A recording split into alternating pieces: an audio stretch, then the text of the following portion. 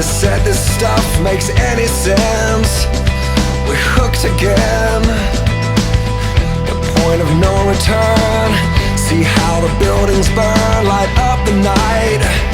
Such a pretty sight. Adrenaline keeps me in the game. Adrenaline, you don't even feel the pain.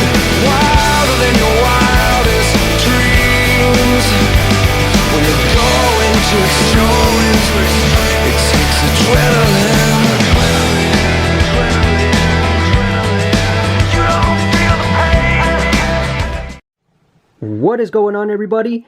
It is Frank the Tank, and today it is time for the Omega Crux. That's right, ladies and gentlemen, it is that time. Take a look. Omega Crux cinnamon fragrance, 15.4, nice. Top weight under, well, way under 3.0 with the 2.3 pin. Instead of 3 to 3.5 like I usually do, I went with 3.5 to 4 like I did with my Crux Prime. Not that it really makes any difference, but the cover stock, this is interesting to me because the Crux Prime had that spec cover stock type of thing going on with it. I forget what it's called, but I know it has that spec thing on it. And then the weight block is the same thing as what's inside the Crux Prime with the 3000 grit Abralon finish. So from what I have heard is the Omega Crux is basically like a step down from the Crux Prime, but I'm not sure. But take a look at that. Isn't it amazing looking?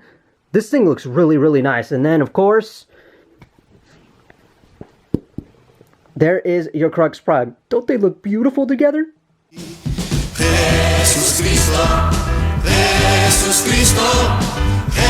Okay, let's not get weird or anything. But anyway, the weird thing is that this thing, out of the box, it feels pretty solid. But the thing says Pro Reactive, which is kind of strange, because doesn't feel very Pearl Reactive to me. And then the Crux Prime, you can see it's got some shine on it now from the time that I used it. And it felt pretty, I would say, it felt like this out of the box. And now it's got some shine to it. But yeah, I will say quite a bit has happened to this thing. And don't cringe and don't be like, oh, that hurts. But I did not take good care of this ball.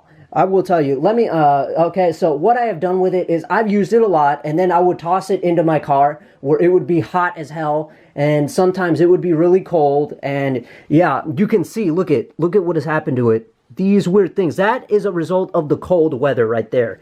And then the hot, well, you know what happened to it. And so what I did was I took it to my pro shop guy like 2 months ago, and I had it fully restored. I had it baked and everything, and he told me it needed it big time. And then he told me, don't leave it in your car again, because this thing is prone to cracking if you do that again. So yeah, now it sits in a nice and cool room temperature. And I haven't used it since that day I restored it. But yeah, it's still good to go. And of course, I'm going to be re-reviewing this real soon. But for now, we focus our attention to this thing. So I have no idea what it's going to do. I want to see what the differences are. I'm very curious to see what is going to happen. And then, of course, there's your massive bias right there, your CG and your pin up there. And then with this one, I'm not going to go with the same drilling. I will tell you that right now. And then, as you can see here, the differences. I had the engraving put in there, which looks really, really nice with the green grips to complement the green writing and the pin and all that. Yeah, the mass bias is there, and then the CG was a little bit off compared to this one where it's straight.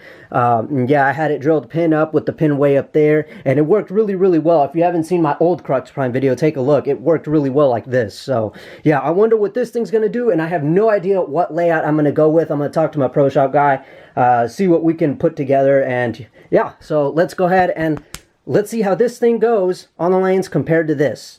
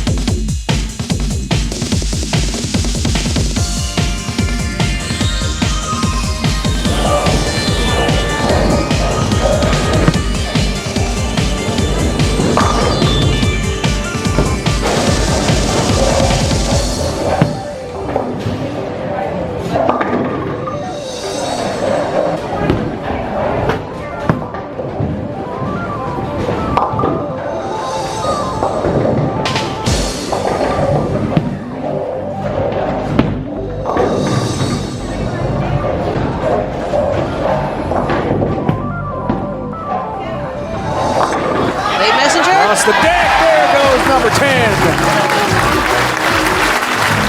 That scout knocks it out. Yeah, it's like what I said, Dave. Put a stamp on it. It was delivered. Watch right here. A little tighter angle. Head pin off the sidewall. Postal system. Delivered. First class.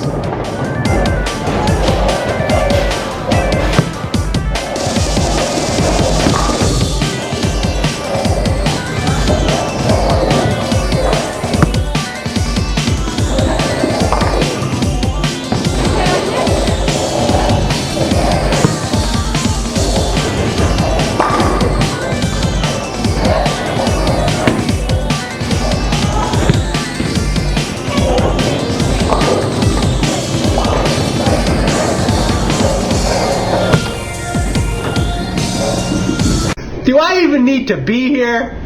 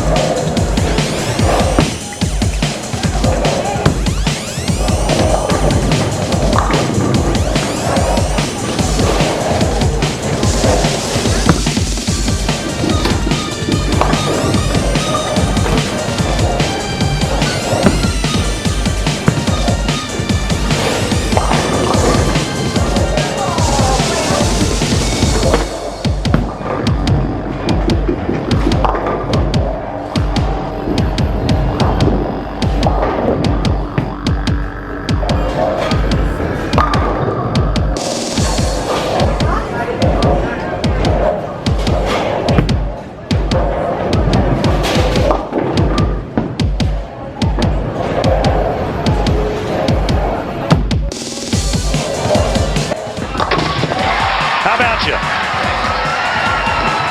2-4-10 conversion. Strikes, split conversions. This kid's got it all. This is your hammer, tough, spare, replay. 2-4 into the 10.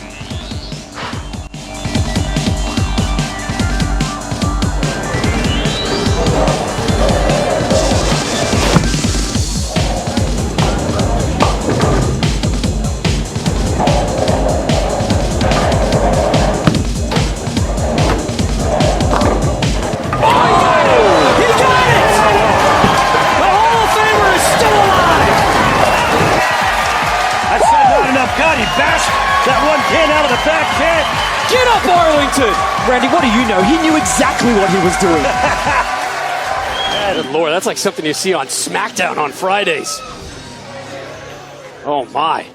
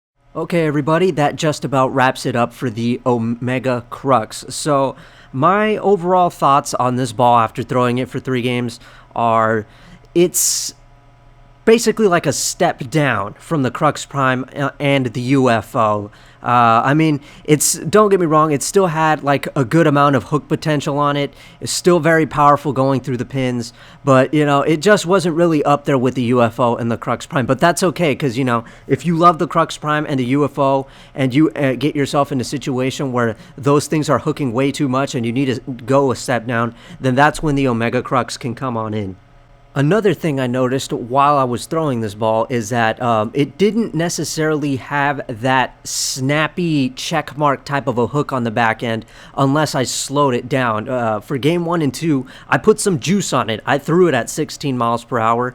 And then for game 3, I wanted to see what this thing was really made of. So for game 3, I kind of, especially because of how the lanes were kind of breaking down a little bit, I slowed it down. And I slowed it down to about 13, 14 miles per hour, and that's when it really started to have that snappy checkmark type of hook on it. And I would have had to do that anyway, because for game 1 and 2, the lanes were pretty good, and then on the third game, the left lane still had a good amount of oil to get the ball to really carry down there, and then for the right lane, I really struggled to just figure out where to put the ball, because no matter how far left I moved, the ball picked up really early and just wouldn't make it to the pocket. So all I could do was just throw and hope for the best and just make whatever spare was left of it. And as for that back-to-back split conversions, I never expected that to happen. I mean, the first one got it the conventional way, I guess you could say.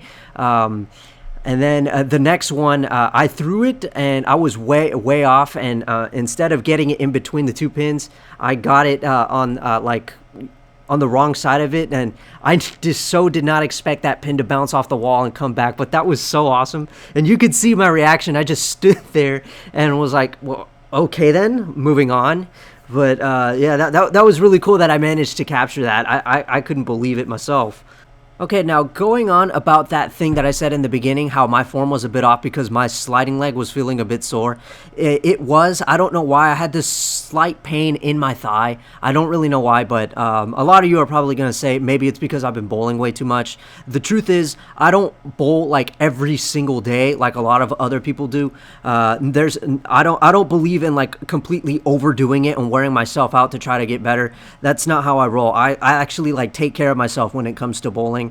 After I went home, I iced my leg, and because even if it's like a minor thing, you never want to like ignore it. You want to take care of it, because you never know, it could be a pretty big deal later on. But yeah, I always stretch. I exercise my legs and my arms, which is why I've been able to increase my speed significantly. And obviously, a lot of the weight goes to your legs, so yeah, I just don't know why it just happened. But yeah, there were several times where I fell off of my shot, and even there was that one spare where I slipped. There were several times where I just slipped, and it wasn't because of my leg. But yeah, anyway, I just wanted to let you guys know of that. I'm not really sure why it happened, but yeah, rest assured, I am okay. It's no big deal now. My leg feels fine. But yeah, I'm definitely gonna rest up, and wait a while before I go back to the lanes and do something else. One more thing I want to add before we wrap this up is the scores for these 3 games were surprisingly quite low. I know, kind of shocking, because those of you who have kept up with the scores in my games will know that I usually keep it in between 215 to 240, and maybe I'll have like one low game every now and then, which is normal. That's that fatigue setting in, I guess we could say. But yeah, sadly, out of these 3 games, the highest game was, I believe, 213, and I could have had a high game, I think, in game 2, but unfortunately, I missed, embarrassingly, a spare that I should have gotten, and it ended up being a 9 and an open. So yeah, that's kind of a bit unfortunate, but that goes to show you I'm not perfect. Everybody misses a spare here and there, every now and then. But yeah, it's kind of unfortunate that I ended this one with 3 low 200 games. But, whatever. What happened. I hope that those back-to-back split conversions kind of made up for it. But anyway, yeah, that wraps it up for this Omega Crux review. I hope you guys enjoy. I'll have more coming at you soon. This is Frank the Tank. I'll see you guys in another one. Later.